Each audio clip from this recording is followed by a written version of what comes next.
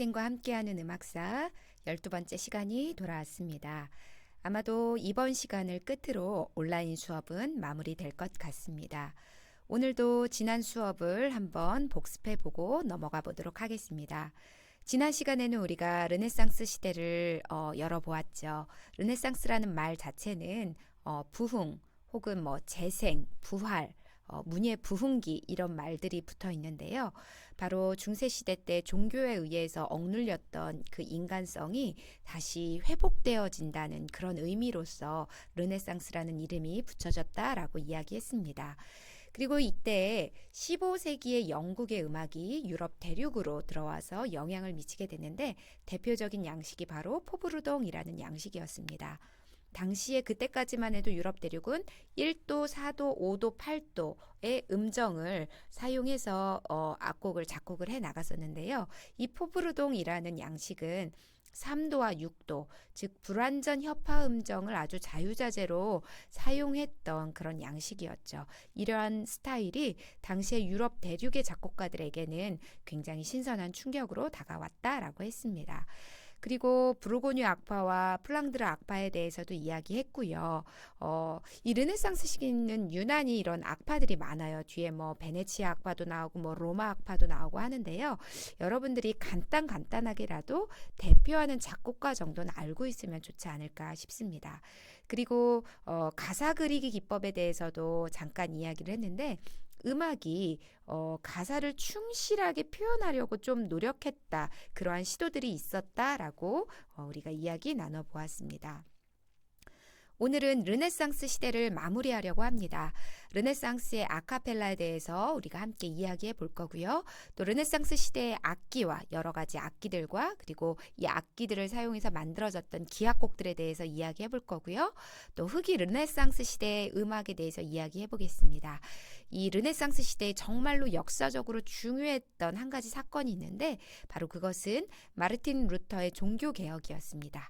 자, 우리가 함께 이야기 나누어 보도록 하겠습니다. 자, 아카펠라에 대해서 먼저 한번 이야기해 보려고 하는데요. 이미 여러분들은 아카펠라라는 용어 자체를 굉장히 친숙하게 알고 있을 거예요. 반주가 따르지 않는 곡, 무반주 음악, 이런 것들로 여러분들이 이미 알고 있을 텐데요. 원래 그 어원은 카펠라라는 어원은 이탈리아어로 작은 성당 혹은 성당 안에 기도실이라는 뜻을 갖고 있고 아는 영어의 아가 아니라 이탈리아어의 알라라는 말의 줄임말인데 이것의 뜻은 무엇으로 무엇 풍으로 라는 그런 뜻을 갖고 있다고 합니다. 그래서 예배당 또는 성당식으로 성당을 위하여 라는 뜻으로 원래는 16세기 종교용 합창곡의 무반주 폴리포니 양식을 일컫는 말이었다고 합니다. 보통 당시에는 8명에서 12명 정도로 구성된 무반주 합창곡이었고요.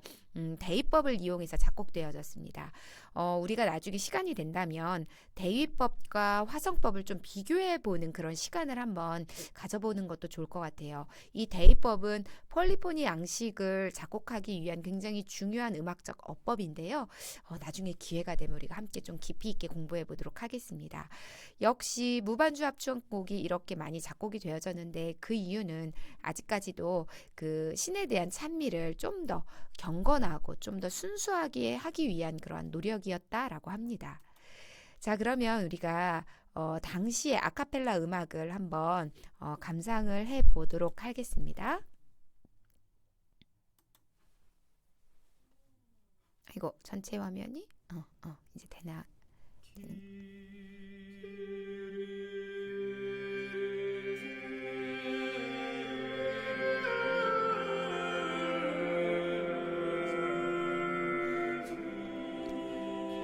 자, 이 곡은 나중에 나올 로마 악파의 수장 팔레스트리나라는 분의 교황 마르첼로 미사의 끼리의 부분입니다. 끼리에라는 단어가 지금 전체 가사를 이끌어가고 있는 거 느끼고 있나요? 네, 각각의 성부가 독립적으로 움직이고 있는데 이것이 바로 폴리포니 양식이라고 말할 수 있죠. 굉장히 경건한 느낌? 그런 느낌이 들죠. 자, 시간 관계상 음악은 여기까지 감상하도록 하고요. 풀 영상은 구글 클래스룸에서 확인해 보도록 하겠습니다. 자, 현재도 아카펠라는 계속 이어져 오고 있죠. 선생님이 두 팀을 한번 소개해 보고 싶어요. 조금 오래된 그룹인데요. 여러분들도 아시려나? 리얼 그룹이라는 팀인데요. We all sing the new song. Sing the new song. We all sing high. 선생님이 굉장히 좋아했던 곡이에요. Sing the new song. Why sing another song when I sing the one song to sing? I met a melody today. It didn't ask if it could stay. 네, 여기까지만 들어보도록 하고요. 그리고 요즘에도 굉장히 많이 핫한 팀이죠. 펜타토닉스 여러분들 다 아실 거예요. 동영상을 재생할 수 없다고 하네요. 자, 그러면 펜타토닉스의 곡은 제가 구글 클래스룸에 올려놓을 테니까 여러분들이 한번 확인해 보도록 하겠습니다. 나중에. 자, 그러면 르네상스 시대의 악기에 대해서 우리가 함께 또 이야기를 해보겠습니다. 자, 중세 시대까지는 음악이 신에 대한 어떤 찬미의 수단으로서 오직 그 성당 안에서는 남성이 반주악기 없이 화성 없이 단선율로, 물론 이제 중세 후기에 가서는 이제 오르가눔이라는 형태가 화성도 등장을 하긴 했지만 주로 이렇게 이제 맑고 깨끗한 사람의 목소리를 더 기악곡보다는 성악곡을 중시하는 그런 경향이었죠. 이제 점점 이제 르네상스 시대가 흘러가면서 악기들도 많이 개량되어지고 발전되어지고 그로 인해서 또 그 악기들을 위한 곡들이 많이 작곡되어집니다. 자, 르네상스 시대의 대표적인 관악기, 현악기, 건반악기를 한번 살펴볼 건데요. 대표적인 관악기로는 리코더. 여러분들 초중고 시절에 많이 아직 고등학교에 와서는 안 했겠네요. 초등학교와 중학교 시절에 리코더 많이 불어봤을 거고요. 숀이라는 악기, 코넷, 트럼펫, 트럼본이라는 관악기가 르네상스 시대에도 있었다라고 합니다. 그리고 현악기로는 비올이라는 악기인데요. 이 비올이라는 악기는 바이올린족, 바이올린, 비올라, 첼로의 어떤 시족격이라고 할 수 있어요. 이따가 이제 사진이랑 한번 보도록 할게요. 그리고 여전히 중세 시대에도 류트라는 악기가 있었는데 르네상스 시대에도 류트가 많이 사용되어졌다고 합니다. 그리고 르네상스 시대를 대표하는 건반 악기들, 이제 오르간이라는 악기가 계속적으로 이제 성당에서도 있었고, 그리고 이제 각 가정에는 이제 클라비코드나 하프시코드가 이제 사용되어졌는데 비슷해 보이지만 다른 점은 클라비코드는 현을 때려서, 그러니까 어떻게 보면은 이제 현을 때린다는 의미로 본다면 타악기적인 느낌? 때려서 소리를 내는 거고요. 하프시코드는 현을 뜯어서, 금속 탄젠트가 현을 뜯어서, 비록 건반을 누르지만 건반을 눌렀을 때 그 금속 탄젠트가 현을 뜯어서 소리를 내는 그런 원리를, 서로 다른 원리를 갖고 있던 악기였어요. 자, 그럼 우리가 좀 더 자세히 그림을 봐보면서 확인을 해볼게요. 자, 바로 이 악기가 숀이라는 악기인데요. 이 악기는 이제 겸리드 악기예요. 이제 나중에 여러분들이 혹 대학교에 가서 색소폰 보는 친구들 혹은 클라리넷 부는 친구들, 오보에 부는 친구들을 만날 수도 있을 텐데, 물론 이제 오보에 이제 주연이 우리 학교에도 있긴 한데, 자, 이 숀이라는 악기는 이제 겸리드 악기이고 오보에라는 악기의 전신이 되는 악기예요. 자, 그리고 리코더, 당시에 르네상스 시대의 리코더는 지금 현재 우리가 사용하고 있는 이 리코더보다는 조금 더 구조가 정교하고 좀 복잡했던 것 같아요. 그리고 이제 비올족, 현악기, 르네상스 시대를 대표하는 이 비올 악기는요, 이제 보통 이렇게 그룹으로 이렇게 4개에서, 보통 4개에서 6개 정도 이렇게 하나의 세트로 구성되었다라고 하고요. 그냥 딱 봤을 때는 이제 첼로하고 비슷해 보이지만 한 가지 다른 점은, 여러분들이 사진을 자세히 보면 이렇게 이 지판에 첼로는 어떤 프렛이 기타처럼 없어요. 그런 기타 같은 프렛이 없지만 이때 당시에는 친절하게 이 비올에는 프렛이 있었다라고 합니다. 6개의 줄과 이 프렛을 갖고 있었던 악기가 바로 비올이라는 악기인데요. 우리가 영상을 통해서 한번 그러면 살펴봤으면 좋겠어요. 비올과 첼로, 얼핏 보기에는 첼로하고도 좀 비슷한 느낌이 드는데 어떻게 다를까요?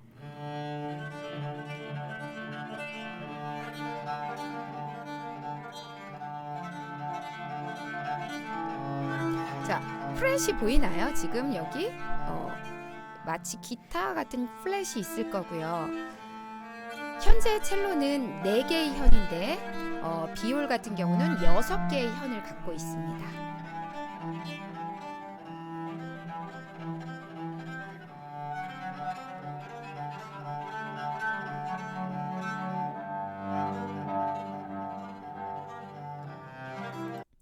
시간 관계상 여기까지 한번 들어보도록 하고요.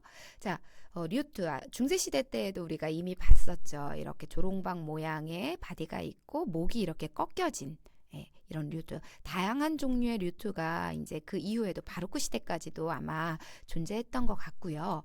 류트 곡을 또 한번 우리가 감상해 봤으면 좋겠는데 기타의 전신이죠. 우리 기타 하는 친구들은 이제 나중에 혹 기회가 된다면 클래식 기타 곡도 한번 연주해 보는 것도 이제 물론 굉장히 많이 다르긴 한데 한번 우리가 류트 곡 한번 들어보도록 하겠습니다.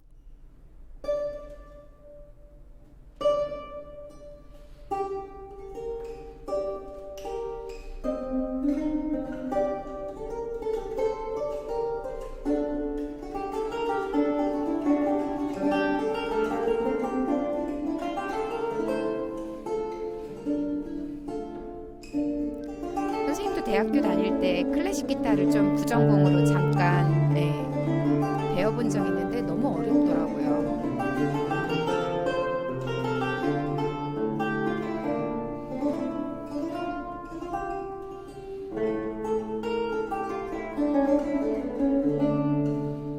자, 시간 관계상 여기까지 들어보도록 하겠습니다.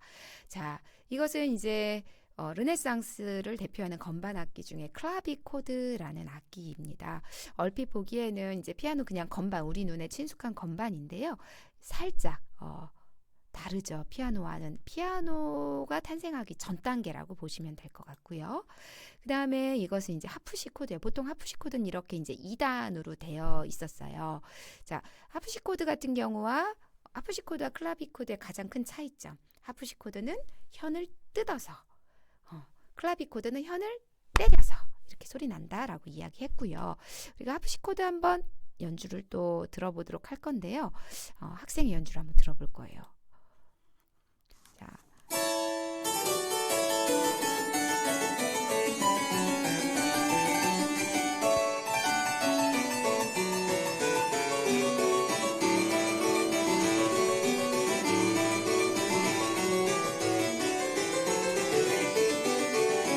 당시 하프시코드는 이렇게 검은 건반과 흰 건반의 위치가 현재 피아노와는 달랐고요. 지속되어지지 않았어요. 서스테인의 효과가 없었고 피아노와 포르테를 소리의 세기를 조절할 수 있는 기계가 없었습니다. 좀 쨍쨍거리죠. 자, 당시에는 피아노와 포르테를 이 건반 악기에서 조절을 할 수가 없었어요. 강약 조절이 불가능했어요. 자, 르네상스 시대의 기악곡에 대해서 한번 이야기를 해볼게요. 르네상스 시대부터 악보들이 이제 지난 시간에 우리가 역사적인 배경, 구텐베르크의 이제 금속 활자가 이렇게 회전식 활자 인쇄술이 개발이 됐다라고 했잖아요. 그러면서 그동안에는 악보가 이렇게 수제로 이렇게 손으로 그렸었다면 좀 더 이렇게 대량으로 악보가 이렇게 만들어질 수가 있었죠. 그래서 기악 음악이 더 많이 이전에는 이제 좀 즉흥적인 기악 음악이 많았다면 르네상스 시대에 들어와서는 이때부터는 악보화되어서 기악 음악이 좀 더 발전하게 되었다라고 합니다. 자, 대표적인 르네상스 시대 기악곡의 장르는 깐쪼네가 있었고요. 무용의 반주음악, 무용곡들이 있었고 또 바리에이션, 변주음악들이 있었고요. 또 류트 가곡이라고 해서 보통 류트를 연주하면서 노래를 부르면서 여기에 춤이 곁들여지는 어떻게 보면 이제 춤의 반주음악 하고도 약간 춤의 반주음악 같은 그런 형태. 그다음에 또 리체르카레라는 이런 장르들이 또 있었는데요. 지금 선생님이 말했던 이런 깐쪼네라든가 또 리체르카레 같은 경우는 여러분들이 굉장히 좀 익숙하지 않은 그런 용어들일 거예요. 자, 깐쪼네 같은 경우는 이제 이거 왠지 이탈리아 쪽에서 사람들이 이렇게 노래로 부르는 거 아니야? 근데 뭐 물론 그 이탈리아의 그런 깐쪼네도 있지만 지금 르네상스 시대의 깐쪼네는 성악곡이 아니고요. 이게 기악곡입니다. 이 깐쪼네가 프랑스 샹송에서 악기로 편곡했던 것을 이제 깐쪼네라고 불리었다라고 하고요. 이것이 나중에는 고전 시대에 가서는 소나타 형식으로 발전을 하게 됩니다. 그리고 이제 리체르카레라는 기악곡은 원래 중세 시대에서부터 시작했던 성악의 한 양식이었던 모테트를 기악으로 모방했던 그런 어떤 양식이라고 합니다. 이것이 나중에 17세기에 가서 고전 시대에 가서는 리체르카레 푸가로 발전을 하게 됩니다. 자, 그러면 우리가 르네상스 시대의 무용곡을 한번 감상을 해보도록 할게요. 우리가 아까 이야기했던 것들이 좀 계속 등장을 해요. 그런 악기들, 그런 형식들. 자, 르네상스 리코더, 그 다음에 류트도 나오고요. 뒤에 선생님이 자세히 보이진 않지만 하프시코드인 것 같아요. 비올을 첼로로 대체하는지 비올인지는 이제 선생님이 좀 더 영상을 보면서 확인을 해야 될 것 같고요. 자, 이런 풍의 르네상스의 기악 음악에다가 무용 춤을 추었다고 합니다. 보통 이때 당시는 춤곡이 쌍을 이루어서 존재를 했어요. 이렇게 전반부는 느린 2박자로 시작을 했다가 나중에 가서는 빠른 3박자의 춤곡으로 변화가 됩니다. 자, 한번 나중 뒷부분을 한번 볼까요? 자, 이렇게 빨라졌죠?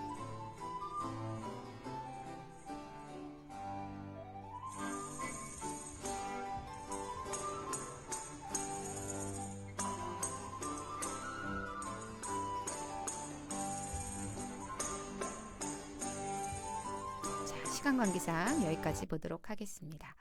자, 마지막으로 후기 르네상스 시대의 음악에 대해서 한번 이야기를 해볼게요.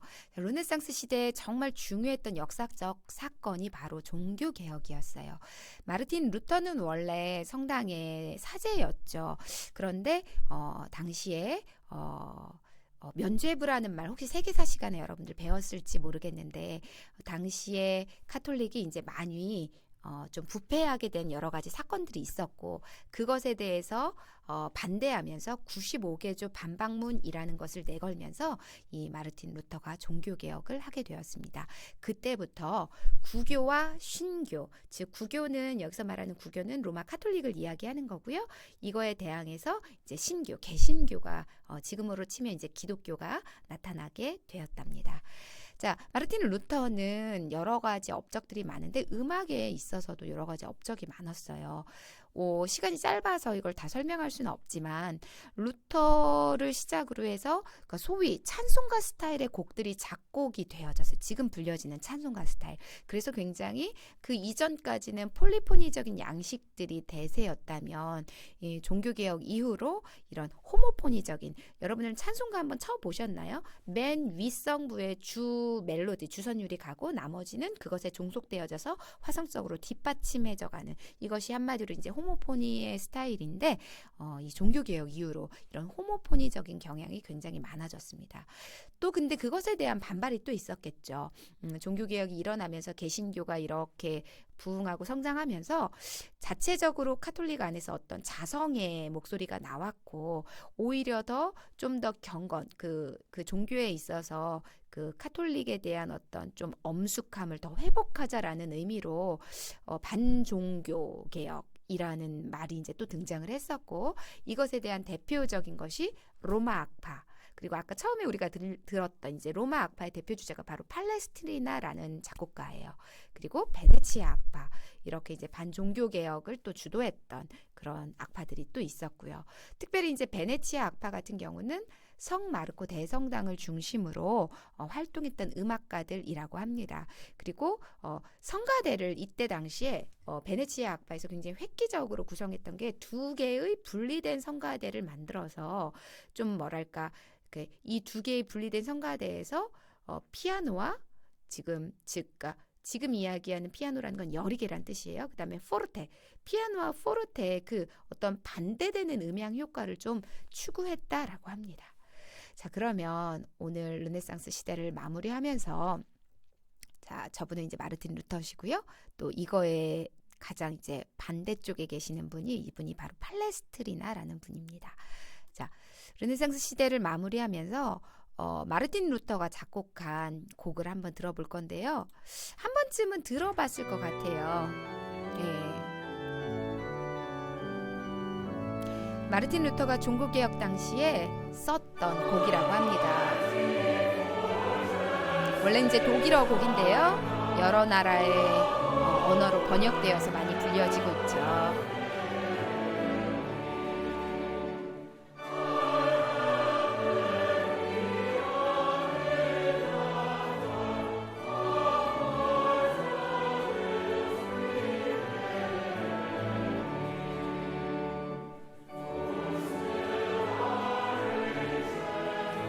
자, 시간 관계상 음악은 여기까지 듣도록 하겠습니다.